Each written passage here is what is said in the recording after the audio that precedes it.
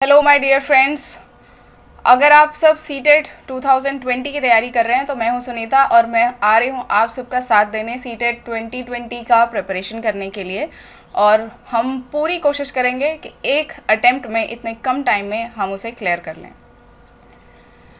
आज के वीडियो का ऑब्जेक्टिव रहेगा कि हम ये जानेंगे कि कैसे घर पे बैठकर विदाउट कोचिंग हम सीटेट प्रिपेयर कर सकते हैं, और वो भी इतनी अच्छी प्रिपरेशन के साथ कि हम सीटेट को एक ही अटेम्प्ट में क्लियर कर जाएं। उसके बाद हम डिस्कस करेंगे कि सिलेबस ऑफ पेपर 1, क्योंकि हम इसमें पेपर 1 की बात करेंगे तो इसीलिए सिलेबस भी पेपर 1 का ही डिस्कस किया जाएगा। सबसे पहला पॉइंट हम ये देख लेते हैं कि किस तरीके से प्रिपेयर करना है घर पे बैठ के बिना कोचिंग के कि हम सीटेट को क्लियर कर लें। उसके लिए कुछ पॉइंट्स मैंने आपके लिए रखे हैं कि अगर आप उन पॉइंट्स को फॉलो करते हैं, उन स्टेप्स को फॉलो करते हैं तो 100% गारंटी है कि आप अपना पेपर क्लियर कर जाएंगे। सबसे पहला स्टेप मैंने रखा है decide to clear that you have to clear the CTET paper. Means कि आप ये डिसाइड कीजिए कि आप सीटेट पेपर को क्लियर करना चाहते हैं। सबसे बड़ा जो प्रॉब्लम है लोगों के साथ कि उनका सीटेट क्लियर नहीं होता, वो यही होता है कि वो ये अपने माइंड में डिसाइड नहीं कर पाते कि उन्हें एक्चुअली सीटेट पेपर को क्लियर करना ही है।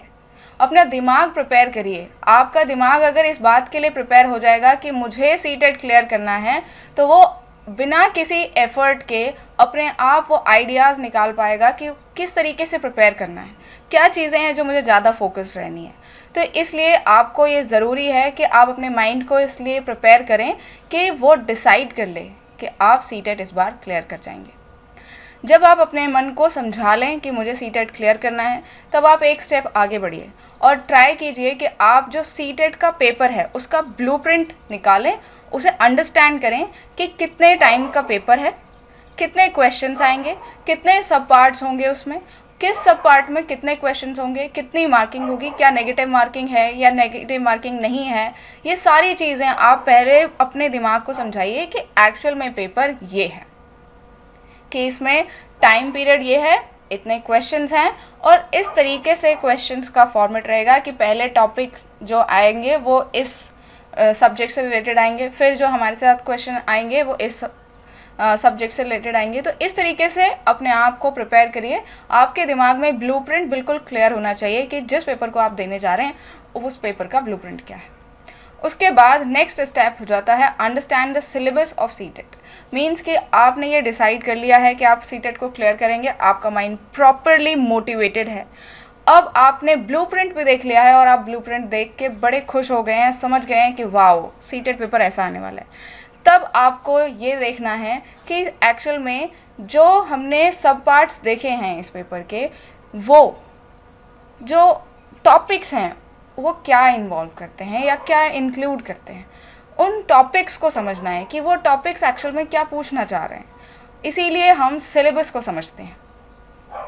उसके बाद नेक्स्ट स्टेप होगा, सिलेबस समझ लिया है हमने, नेक्स्ट स्टेप आप एनसीईआरटी की 1st to 5th क्लास की बुक्स को कलेक्ट कर लीजिए, जिसमें कि आपको ये नहीं सोचना है कि आप सिर्फ ईवीएस पढ़ लेंगे या आप सिर्फ मैथ्स पढ़ लेंगे, ये दोनों इनफ हो जाएंगी। नहीं, आपको Hindi, English, maths and EVS चारों जो सब्जेक्ट्स हैं उनकी 1st to 5th क्लास की जो बुक्स हैं एनसीईआरटी की, उनको कलेक्ट करना है और फिर उन्हें रीड भी करना है।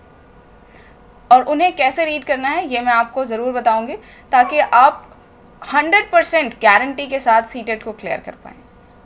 उसके बाद एक बहुत ही इम्पॉर्टेंट जो स्टेप होता है, हम जब सब कुछ प्रिपेयर कर लेते हैं तो एक चीज़ है जो हमेशा छूट जाती है, वो होती है प्रीवियस ईयर क्वेश्चन पेपर्स को गो थ्रू करना। मीन्स कि हमें हमेशा कभी भी हम कोई भी पेपर प्रिपेयर कर रहे हैं, ये बहुत इंपॉर्टेंट स्टेप होता है कि आप प्रीवियस ईयर क्वेश्चन पेपर को ज़रूर देख लें, उनके वर्ड्स को समझ लें कि एक्चुअल में किस तरीके के टर्म्स यूज़ किए जा रहे हैं एग्ज़ाम्स में। फिर उनकी जो ऑफिशियल आंसर कीज़ आती हैं वो भी नेट पे अवेलेबल होती हैं, आप उन्हें देखिए कि किस तरीके के आंसर्स एक्सपेक्ट किए जा रहे हैं आपसे, और गवर्नमेंट किस तरीके के आंसर्स को एक्सेप्ट कर रही है। और बहुत बड़ा सवाल कि क्या हमें बहुत ज़्यादा पढ़ने की ज़रूरत है, तो मैं आपका इस एक लाइन में जवाब दूंगी कि don't go beyond the syllabus. Syllabus से बाहर बिल्कुल पढ़ने की ज़रूरत नहीं है। सिलेबस अपने आप में इतना वास्ट है कि आप उसे शायद कंप्लीट भी नहीं कर पाएंगे, लेकिन फिर भी आपको सिलेबस से बाहर कुछ भी नहीं पढ़ना है, आपको सिर्फ और सिर्फ सिलेबस तक ही लिमिटेड रहना है। अगर आपने ये सारे स्टेप्स को फॉलो किया तो मैं 100% गारंटी देती हूँ कि आप अपना पेपर एक ही अटेम्प्ट में बिना किसी कोचिंग के क्लियर कर जाएंगे। चलिए अब ब्लूप्रिंट देख लेते हैं कि एक्चुअल में सीटेट का जो पेपर है उसमें जो ब्लूप्रिंट है मीन्स को वो पेपर कैसा आएगा।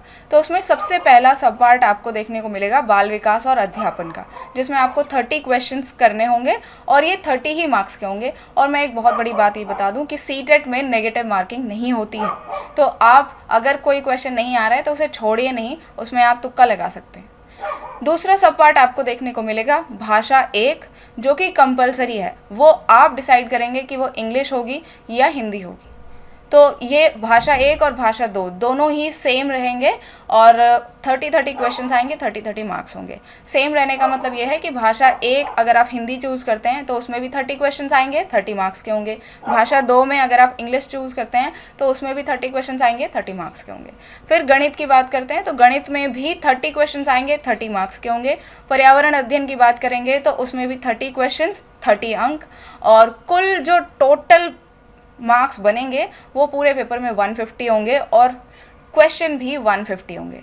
इस पूरे पेपर को अटेम्प्ट करने के लिए आपको 2.5 घंटे का समय मिलेगा और 2.5 घंटा इस पेपर को करने के लिए इनफ होता है। उम्मीद है आपको ब्लूप्रिंट सीटेट के पेपर का समझ आ गया है। अब हम बात कर लेते हैं सिलेबस के बारे में, जो कि हमारे इस पूरे वीडियो का मोस्ट इम्पॉर्टेंट टॉपिक है। तो सिलेबस पेपर 1 का ही डिस्कस करेंगे। तो इसमें हम देखेंगे तो क्योंकि सबसे पहले बाल विकास और अध्यापन हमारे सामने 30 मार्क्स का आता है, तो उसमें देखेंगे तो एक पार्ट, ये कई पार्ट्स में है एक्चुअली। पहला पार्ट हम देखेंगे बाल विकास, मीन्स कि प्राथमिक विद्यालय के जो बच्चे हैं उनका विकास किस तरीके से होता है, उससे रिलेटेड टॉपिक्स पूछे जाएंगे, जैसे विकास की अवधारणा तथा अधिगम के साथ उसका संबंध, यानी कि विकास एक्चुअल में क्या होता है और उसका अधिगम यानी कि लर्निंग से क्या रिलेशन होता है, किस तरीके से बच्चा विकसित होता है और उसका लर्निंग बढ़ता जाता है। दूसरा पॉइंट बालकों के विकास के सिद्धांत, मीन्स कि जब बच्चा बड़ा हो रहा है, उसका विकास हो रहा है, तो क्या पर्टिकुलर प्रिंसिपल्स फॉलो हो रहे हैं सभी में, क्योंकि एक बच्चा जो प्रिंसिपल्स को फॉलो करता है विकसित होने के लिए, अप्रॉक्सीमेटली सभी जो बच्चे हैं वो विकसित होने के लिए सेम प्रिंसिपल्स को फॉलो करते हैं। फिर आनुवांशिकता और पर्यावरण का प्रभाव, ये बहुत बहुत इम्पॉर्टेंट टॉपिक है सीटेट में, कि आप आनुवांशिकता और पर्यावरण का हमारे विकास पर क्या प्रभाव होता है, हमारे अधिगम पर क्या प्रभाव होता है, हमारी हैबिट फॉर्मेशंस पर इसका क्या प्रभाव पड़ता है, इन सभी से रिलेटेड क्वेश्चंस होते हैं। नेक्स्ट है सामाजिकरण की प्रक्रियाएं, सामाजिक विश्व और बालक, मीन्स कि यहाँ पर जब सामाजिकरण की प्रक्रिया के बारे में हम पढ़ेंगे तो हमें पूरा समाज देखना है, चाहे वो वर्ल्ड के लेवल पे देखना हो या फिर उसके कंट्री के लेवल पे देखना हो। और इस समाज में उसके टीचर्स आते हैं, उसके पेरेंट्स आते हैं, उसके मित्रगण आते हैं, उसके पड़ोसी आते हैं, आसपास जितनी भी क्रियाएं हो रही हैं वो सभी चीज़ें सामाजिकरण की प्रक्रिया में शामिल होंगी। उसके बाद हमें कुछ थियरीज़ पढ़नी होंगी, जिसमें पियाजे, कोहलबर्ग और वाइगोत्स्की, ये बहुत इम्पॉर्टेंट साइकोलॉजिस्ट हैं जिनके बारे में हमें पढ़ना है और जिनकी थियरीज़ को हमें जानना है, समझना है, इनसे बहुत ज़्यादा क्वेश्चंस आते हैं। फिर उसके बाद बाल केंद्रित और प्रगामी शिक्षा की अवधारणाओं के बारे में जानेंगे कि चाइल्ड सेंटर्ड एजुकेशन क्या होती है और प्रोग्रेसिव एजुकेशन क्या होती है। और क्योंकि आज का टाइम जो है वो चाइल्ड सेंटर्ड एजुकेशन पर फोकस्ड रहता है, इसीलिए इससे रिलेटेड क्वेश्चन भी बहुत ज़्यादा पूछे जाते हैं, तो ये बहुत इंपॉर्टेंट टॉपिक हो जाता है। बौद्धिकता के निर्माण का विवेचित संदर्भ, मीन्स कि हम यहाँ पे बौद्धिकता यानी कि इंटेलिजेंस कैसे विकसित होती है, कैसे क्रिएट होती है, उसके बारे में जानेंगे। बहुआयामी बौद्धिकता यानी मल्टीपल स्टेज जो इंटेलिजेंस होती है उसके बारे में हम बात करेंगे। भाषा और चिंतन यानी कि लैंग्वेज का थिंकिंग से क्या रिलेशन है, थिंकिंग का लैंग्वेज से क्या रिलेशन है, क्या लैंग्वेज पहले डेवलप होती है या थिंकिंग पहले डेवलप होती है, इन सभी से रिलेटेड क्वेश्चन आते हैं और ये भी एक इम्पॉर्टेंट क्वेश्चन है। फिर उसके बाद समाज निर्माण के रूप में लिंग भूमिकाएं, लिंग पूर्वाग्रह और शैक्षणिक व्यवहार, मीन्स समाज का जब निर्माण होता है उसमें लिंग की क्या भूमिका होती है, लिंग से रिलेटेड क्या हमारे बायसनेस होते हैं और उससे रिलेटेड हमारे शैक्षणिक व्यवहार कैसे होंगे, ये सभी के बारे में हम इस टॉपिक में पढ़ेंगे। उसके बाद हम नेक्स्ट टॉपिक पढ़ेंगे शिक्षार्थियों के मध्य व्यक्तिक विभेद। मीन्स कि जो स्टूडेंट्स हैं, जो इंडिविजुअल्स हैं, उनके बीच में जो इंडिविजुअल डिफरेंसेस हैं, क्योंकि हर बच्चा अपने आप में एक अलग है, यूनिक होता है, उसका लर्निंग स्टाइल अलग होता है, उसकी लर्निंग स्पीड अलग होती है, सभी चीज़ें अलग अलग होती हैं। तो इस टॉपिक में हम जानेंगे कि हर बच्चे में जो व्यक्तिक विभेद हैं वो किस तरीके से आते हैं और किस तरीके से उन्हें टैकल करना है। और इसमें भाषा, जाति, लिंग, समुदाय, धर्म, इन सभी की बहुत ज़्यादा भूमिका रहती है इंडिविजुअल डिफरेंसेस में। उसके बाद अधिगम के लिए मूल्यांकन और अधिगम का मूल्यांकन के बीच अंतर। विद्यालय आधारित मूल्यांकन, सतत एवं व्यापक मूल्यांकन, संदर्श और व्यवहार। मीन्स कि हम यहाँ पर मूल्यांकन का जो टॉपिक है, जो एक बहुत बड़ा टॉपिक है, उसके अंदर से कुछ क्वेश्चंस डायरेक्ट पूछे जाते हैं कि अधिगम के लिए मूल्यांकन क्या होता है, अधिगम का मूल्यांकन क्या होता है। अधिगम को आप याद रखिए लर्निंग, यानी कि लर्निंग के लिए मूल्यांकन और लर्निंग का मूल्यांकन दोनों ही डिफरेंट होते हैं और उससे रिलेटेड क्वेश्चन पूछे जाएंगे। अब विद्यालय आधारित मूल्यांकन बेटर है या सतत व्यापक मूल्यांकन जो कि अभी चल रहा है वो ज़्यादा बेटर है, इसके बारे में बात करेंगे। उसके हमारा लास्ट पॉइंट होगा शिक्षार्थी की तैयारी के स्तर पर मूल्यांकन के लिए बेहतरीन प्रश्न तैयार करना। मीन्स कि टेस्ट कैसे प्रिपेयर करते हैं, कौन से क्वेश्चंस अच्छे होते हैं और हमें किस तरीके से बच्चों से अलग अलग तरीके से क्वेश्चन पूछने चाहिए, इस तरीके का जो टॉपिक है वो इसमें इंक्लूड किया जाएगा। इसके बाद अभी बाल विकास का ही कॉन्सेप्ट चल रहा है, उसी में एक बहुत इम्पॉर्टेंट टॉपिक है समावेशी शिक्षा की अवधारणा तथा विशेष आवश्यकता वाले जो बालक हैं उनको समझना। मीन्स कि समावेशी शिक्षा क्या है और विशेष आवश्यकता वाले बच्चे कौन होते हैं, जैसे कि गैर लाभप्रद और अवसर वंचित शिक्षार्थियों सहित विभिन्न पृष्ठभूमियों से आए शिक्षार्थियों की आवश्यकताओं को समझना। मीन्स कि कुछ ऐसे बच्चे होते हैं जिन्हें जो समाज में बहुत सारी जो सुविधाएं हैं वो हैं लेकिन उन्हें प्राप्त नहीं होती हैं, या फिर उन्हें वो अवसर नहीं मिल पाते हैं जो उन्हें मिलने चाहिए। तो इस तरीके से कुछ बच्चे पिछड़ जाते हैं। उन लोगों की क्या ज़रूरतें हैं उनके बारे में, अधिगम संबंधी समस्याएं, कठिनाई वाले बालकों की आवश्यकताओं को समझना। मीन्स कुछ बच्चे ऐसे होते हैं जिन्हें लर्निंग से रिलेटेड कुछ प्रॉब्लम्स होती हैं, जैसे डिसलेक्सिया आपने सुना होगा, जिसमें बच्चा पढ़ने से रिलेटेड प्रॉब्लम को फेस करता है। इस तरीके के बच्चों के सामने क्या क्या प्रॉब्लम्स आती हैं उनके बारे में हम इस टॉपिक में बात करेंगे। उसके बाद यहाँ जो विशेष आवश्यकता वाले बच्चे होते हैं, हम अक्सर ये समझ लेते हैं कि जो बच्चे पिछड़ गए हैं या जिन्हें कोई लर्निंग डिसऑर्डर है वही बच्चे विशेष आवश्यकता वाले होते हैं, लेकिन एक्चुअल में मेधावी छात्र, सृजनशील छात्र, विशिष्ट प्रतिभाशाली जो शिक्षार्थी होते हैं उनकी आवश्यकताओं को समझना भी विशेष आवश्यकता वाले बालकों को समझने में ही आते हैं। यानी कि जो हमारे गिफ्टेड स्टूडेंट हैं और हमारे क्रिएटिव स्टूडेंट हैं, वो बच्चे अलग तरीके की प्रॉब्लम्स को फेस कर रहे होते हैं, उनकी प्रॉब्लम्स को समझने के लिए हम इस टॉपिक को पढ़ेंगे।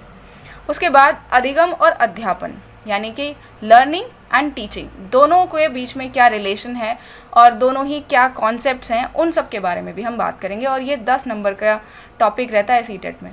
बालक किस प्रकार से सोचते हैं, सीखते हैं, इन सब के बारे में बात करना है। बालक विद्यालय प्रदर्शन में सफलता प्राप्त करने में कैसे और क्यों असफल हो जाते हैं। मीन्स कि क्या टीचर फेलियर होता है या स्टूडेंट फेलियर होता है। अधिगम और अध्यापन की बुनियादी प्रक्रियाएं, मीन्स कि लर्निंग और टीचिंग की जो बेसिक प्रोसेसेस हैं उनके बारे में बात करेंगे, जैसे बालकों की अधिगम कार्यनीतियां, सामाजिक क्रियाकलाप के रूप में अधिगम, अधिगम के सामाजिक संदर्भ, इन सब टॉपिक पर बात होगी। एक समस्या समाधानकर्ता और एक वैज्ञानिक अन्वेषक के रूप में बालक, मीन्स जो स्टूडेंट है वो एक ऐसा पर्सन है जिसे हम वैज्ञानिक भी कह सकते हैं, क्योंकि वो अपने जितनी भी प्रॉब्लम्स होती हैं उससे रिलेटेड बहुत सारे रिसर्चेस ऑटोमेटिकली करता रहता है और ख़ुद से सॉल्यूशंस को फाइंड आउट करता रहता है। जब वो आपको पता चलते हैं कि अच्छा बच्चा ऐसे भी सोच सकता है, तो आपको पता चलता है कि एक्चुअल में आपको किस तरीके से अपनी स्ट्रैटेजीज़ को प्लान करना है।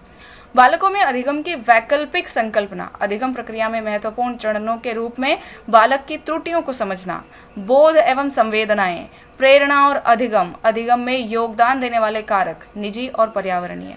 मीन्स कि हम यहाँ पर बच्चे का जो इमोशंस हैं, बच्चे की जो इंटेलिजेंस है, उसका मोटिवेशन है, वो इन सब से कैसे लर्निंग अफेक्ट होता है और ऐसे कौन से कारक हैं जो उसकी लर्निंग को अफेक्ट करते हैं और उसको इम्प्रूव भी कर सकते हैं, चाहे वो पर्सनल हो चाहे वो एनवायरमेंटल हो।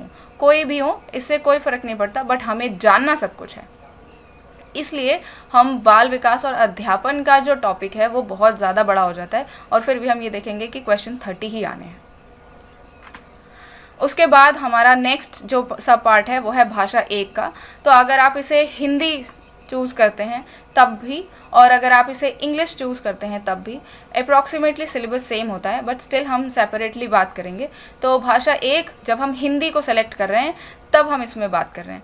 तो भाषा 1 में आप देखेंगे अपठित गद्यांश आपको देखने को मिलेगा, और इसमें आप जो क्वेश्चंस हैं वो पैराग्राफ में से ढूंढ कर लिखेंगे, और इसके अलावा संज्ञा, सर्वनाम जैसे जो व्याकरण के टॉपिक होते हैं वो भी इसमें शामिल किए जाएंगे। लेकिन इससे रिलेटेड 15 क्वेश्चंस आपके पैडागॉजी के आएंगे, जिसे हम भाषा विकास का अध्यापन कला कहते हैं। अधिगम और अर्जन मीन्स कि हम किस तरीके से सीखते हैं और किस तरीके से अर्जित करते हैं। देखिए, लर्निंग और एक्विजिशन दोनों अलग अलग टॉपिक हैं, तो इसमें अब कभी भी कंफ्यूज नहीं होना है। और ये बात मैं अब बता रही हूँ क्योंकि मैं शुरुआत में भूल गई थी कि आप जब कभी भी सीटेट को प्रिपेयर करेंगे तो आपको इस बात का ध्यान रखना है कि आप ना तो प्रॉपर हिंदी में टर्म्स को समझें और ना ही इंग्लिश में समझें। दोनों ही टर्म्स को साथ में लेकर चलेंगे तो आपको सीटेट का पेपर समझने में आसान होगा, क्योंकि कभी कभी हिंदी की लैंग्वेज सीटेट के पेपर में गलत आती है और इंग्लिश की सही होती है, और उसमें लिखा होता है कि अगर प्रिंटिंग मिस्टेक है तो इंग्लिश वाला जो पेपर है वही सही माना जाएगा। इसलिए आपको बहुत अच्छे से ध्यान रखना है कि जब भी आप प्रिपेयर कर रहे हैं, कोई भी सब्जेक्ट प्रिपेयर कर रहे हैं, तो आपको हिंदी और इंग्लिश दोनों में उसकी कम से कम जो बेसिक टर्म्स हैं, जो टेक्निकल टर्म्स हैं, उनको ज़रूर पता होना चाहिए। चलिए आगे बढ़ते हैं। भाषा अध्यापन के सिद्धांत कि जब हम स्टूडेंट को लैंग्वेज पढ़ा रहे हैं तो उसके क्या प्रिंसिपल्स होंगे। सुनने और बोलने की भूमिका, भाषा का कार्य, बालक इसे किस प्रकार एक उपकरण के रूप में प्रयोग करते हैं, इन सब के बारे में बात होती है। मौखिक और लिखित रूप में विचारों के संप्रेषण के लिए किसी भी भाषा के अधिगम में व्याकरण की भूमिका पर निर्णायक संदर्भ। एक भिन्न कक्षा में भाषा पढ़ाने की चुनौतियाँ, भाषा की कठिनाइयाँ, त्रुटियाँ और विकार। मीन्स कि एक ऐसा क्लासरूम जिसमें अलग अलग भाषा बोलने वाले बच्चे हैं, और कुछ बच्चे हैं जो क्रिश्चियन हैं, कुछ हैं जो पंजाबी हैं या सिख हैं, और कुछ हैं जो मोमडन हैं, कुछ हैं हिंदू हैं। तो इस तरीके की एक क्लास है, वहाँ पर आपको जब कोई लैंग्वेज पढ़ा रहे हैं तो इट डजेंट मैटर कि आप हिंदी पढ़ा रहे हैं, संस्कृत पढ़ा रहे हैं, इंग्लिश पढ़ा रहे हैं, फ्रेंच पढ़ा रहे हैं, कुछ भी पढ़ा रहे हो, तब आपको भाषा पढ़ाते वक्त कुछ कठिनाइयों का सामना करना पड़ता है। हम उनके बारे में बात करेंगे, उनके बारे में जानेंगे। उससे रिलेटेड कुछ मिस्टेक्स होती हैं, कुछ विकार उनमें आते हैं, और बच्चों को पढ़ाते वक्त उनमें वो विकार जा सकते हैं। जैसे प्रोनाउंसिएशन में प्रॉब्लम हो सकता है, वर्ड को अंडरस्टैंड करने में, सेंटेंस फॉर्मेशन में प्रॉब्लम क्रिएट हो सकती हैं। तो इस तरीके की सारी प्रॉब्लम्स के बारे में हम डिस्कस करेंगे।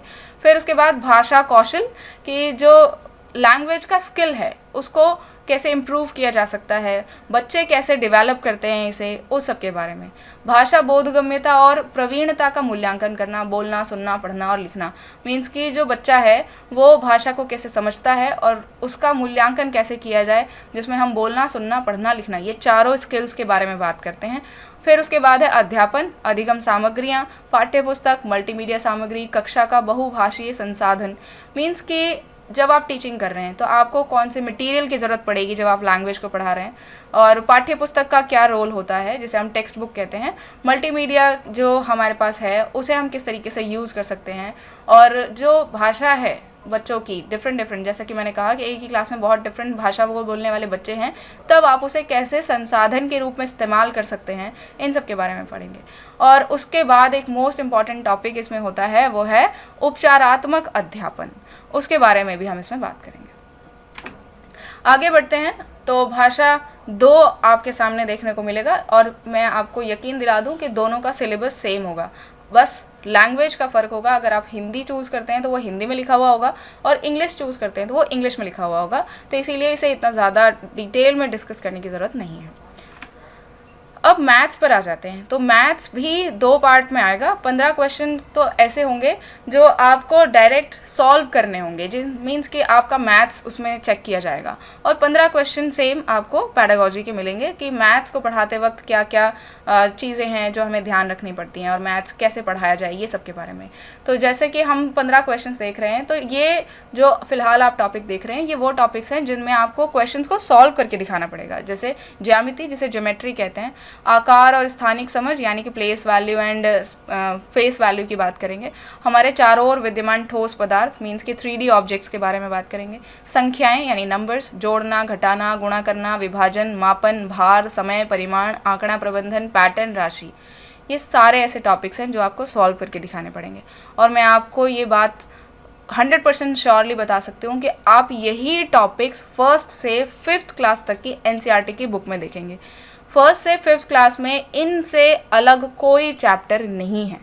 सारे चैप्टर्स जो फर्स्ट से 5th क्लास तक के चैप्टर्स हैं उनको आप ध्यान से पढ़ेंगे तो आपको पता चलेगा कि क्वेश्चन एक्चुअली किस तरीके से पूछा जाने वाला है। अब मैथ्स से रिलेटेड जो अध्यापन कला है उससे रिलेटेड कुछ मुद्दे आएंगे और वो 15 क्वेश्चन के होंगे।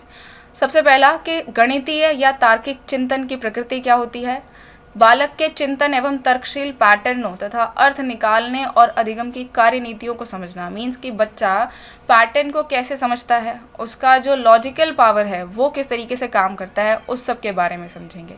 पाठ्यचर्या में गणित का स्थान, मीन्स कि हमारा जो करिकुलम है उसमें मैथ्स का क्या प्लेस है, क्या मैथ्स वाकई इतना इम्पॉर्टेंट पार्ट है लाइफ का कि उसे 1st to 5th क्लास में पढ़ाया जाना चाहिए या उसे बहुत ज़्यादा फोकस्ड रहना चाहिए। क्योंकि ज़्यादातर बच्चे सभी सब्जेक्ट्स को साइड में रख के मैथ्स पे बहुत ज़्यादा फोकस्ड रहते हैं हमेशा। ये 1st to 5th क्लास की बात नहीं है, ये 1st to 10th 12th और आगे तक की भी बात है।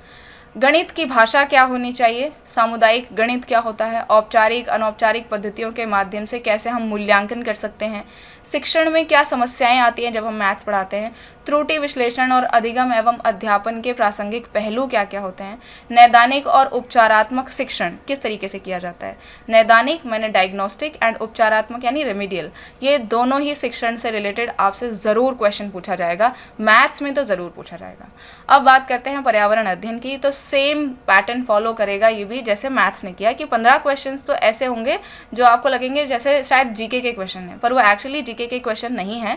वो आपके 1st to 5th क्लास की जो NCERT की बुक्स हैं उनसे डायरेक्ट ऐसे क्वेश्चन होंगे जो आपको देखने को मिल जाएंगे। तो इसमें आप पहला टॉपिक देखेंगे परिवार और मित्र, जिसमें संबंध, कार्य, खेल, पशु, पौधे, इन सब के बारे में बात होगी। दूसरा आप देखेंगे भोजन, फिर होगा आश्रय, पानी और भ्रमण। और ये यकीनन आप मानिए कि ये ही topics 1st to 5th class की EVS की बुक में दिए गए हैं, इससे बाहर कुछ नहीं है। क्यों? क्योंकि यही NCF 2005 में मेन टॉपिक्स हैं जिनको ये कहा गया है कि EVS की बुक में यही टॉपिक्स होने चाहिए। उन्हीं को आधार बनाते हुए पूरी बुक बनाई गई है। तो इसीलिए आपको बहुत ज़्यादा टेंशन लेने की ज़रूरत नहीं है, सिर्फ NCERT की बुक को अगर आप पढ़ लेंगे तो आपका ये पोर्शन क्लियर हो जाएगा। अब बात करते हैं कि जब आप EVS पढ़ा रहे हैं तब आपके सामने टीचिंग रिलेटेड क्या मुद्दे हैं जो आपको पता होने चाहिए, क्योंकि वो CTET में पूछे जाएंगे। पहला, EVS की अवधारणा और व्याप्ति, मीन्स कि एक्चुअल में EVS क्या है, EVS का कॉन्सेप्ट क्या है। पहले ये साइंस होता था, अब ये EVS क्यों है, EVS का क्या इंपॉर्टेंस है, इसको किस तरीके से इंटीग्रेट किया गया है। अध्यापन करते वक्त हमें ये ध्यान रखना है कि हम छोटे बच्चों को पढ़ा रहे हैं तो पर्यावरणीय अध्ययन और पर्यावरणीय शिक्षा दोनों की क्या इंपॉर्टेंस है। अधिगम सिद्धांत क्या है, मीन्स कि जब हम EVS पढ़ा रहे हो तो उससे जो लर्निंग के प्रिंसिपल्स हैं वो क्या होंगे। विज्ञान और सामाजिक विज्ञान की जो व्याप्ति और संबंध है, क्योंकि हम EVS पढ़ा रहे हैं तो विज्ञान, सामाजिक विज्ञान सब कुछ इंक्लूडेड है उसी में, उसमें सब कुछ सिखाना है। अवधारणा प्रस्तुत करने के दृष्टिकोण, मीन्स कि किस तरीके से हम बच्चों के सामने कॉन्सेप्ट को प्रेजेंट करेंगे, किस तरीके से क्रियाकलाप करवाएंगे, हम उनसे एक्सपेरिमेंट्स कराएंगे ताकि वो एक्टिविटी करें और चीज़ों को करके सीखें। बच्चे किस तरीके से, कुछ टॉपिक्स ऐसे होते हैं जिसमें वो बच्चे कुछ एक्टिविटी नहीं कर सकते, उस पर चर्चा करना बहुत ज़रूरी होता है। तो चर्चा का EVS में क्या इम्पॉर्टेंट रोल है। CCE यानी कि सतत व्यापक मूल्यांकन, जो कि EVS में बहुत इंपॉर्टेंट रोल प्ले करता है, उसके बारे में हम जानेंगे। और जब EVS पढ़ाएंगे तो उससे रिलेटेड क्या शिक्षण सामग्री, उपकरण हमारे पास होने चाहिए, इसके बारे में हम बात करेंगे। और लास्ट हमारा टॉपिक होगा कि EVS पढ़ाते वक्त क्या समस्याएं टीचर फेस करते हैं और कौन सी समस्याएं बच्चे फेस करते हैं और उन्हें किस तरीके से हम सॉल्व आउट करेंगे, इन सब के बारे में बात करनी है। और इन सब से रिलेटेड आपको क्वेश्चन पेपर जो CTET पेपर 1 है वहाँ देखने को मिलेंगे। मैंने आपसे पहले ही कह दिया था कि आपको सिलेबस से बाहर बिल्कुल भी नहीं जाना है। आपको ये याद रखना है कि आपकी जो फर्स्ट से 5th क्लास तक के स्टूडेंट्स की जो NCERT बुक है, चाहे वो हिंदी हो, इंग्लिश हो, मैथ्स हो या EVS हो, उन सब को आपको ज़रूर ज़रूर ज़रूर पढ़ना है। वो आप पढ़ लेंगे तो आप बहुत हद तक 50% आपका जो पेपर है उसे क्लियर कर जाएंगे। उसके बाद जो 100% आपका प्रिपरेशन को कंप्लीट बताएगा वो होगा आपका प्रीवियस ईयर क्वेश्चन पेपर को अटेम्प्ट करना टाइम लगा के, कि आप कितने अच्छे तरीके से क्वेश्चन को समझ पा रहे हैं, क्योंकि वहाँ प्रेशर होता है टाइम का। तो हमें यहाँ प्रैक्टिस करके जाना है ताकि हम पेपर की टर्मिनोलॉजी को समझें और समझने के बाद सही आंसर पर क्लिक करें, क्योंकि हम ये देखते हैं कि जैसे जैसे हमारे पास टाइम का प्रेशर बढ़ता है हम टर्मिनोलॉजी को समझ नहीं पाते, क्वेश्चन पूछ कुछ और रहा होता है और हम आंसर कोई और टिक करके आ जाते हैं, जिससे कि हमारा पेपर बेशक क्लियर हो जाता बट स्टिल हमारे खुद के प्रेशर की वजह से वो रह जाता है। Thanks for watching this complete video. आप कमेंट में हमें लिखकर बताइए, अपने डाउट्स पूछिए कि सीटेट की प्रिपरेशन से रिलेटेड आपको कोई डाउट है तो आप हमसे पूछ सकते हैं और हम पूरी कोशिश करेंगे कि आपके सभी डाउट्स को क्लियर किया जाए। और मैं आपसे आखिर में ये रिक्वेस्ट कर रही हूँ कि अगर आपने हमारा चैनल सब्सक्राइब नहीं किया है तो चैनल को सब्सक्राइब कर लीजिए, बेल आइकन को प्रेस कर दीजिए। और वीडियो बनाने में बहुत मेहनत लगती है यार, लाइक ज़रूर कर दीजिएगा और ज़्यादा से ज़्यादा लोगों तक शेयर कर दीजिएगा। मिलते हैं नेक्स्ट वीडियो में, तब तक के लिए अपना ध्यान रखिए। Take care, bye bye.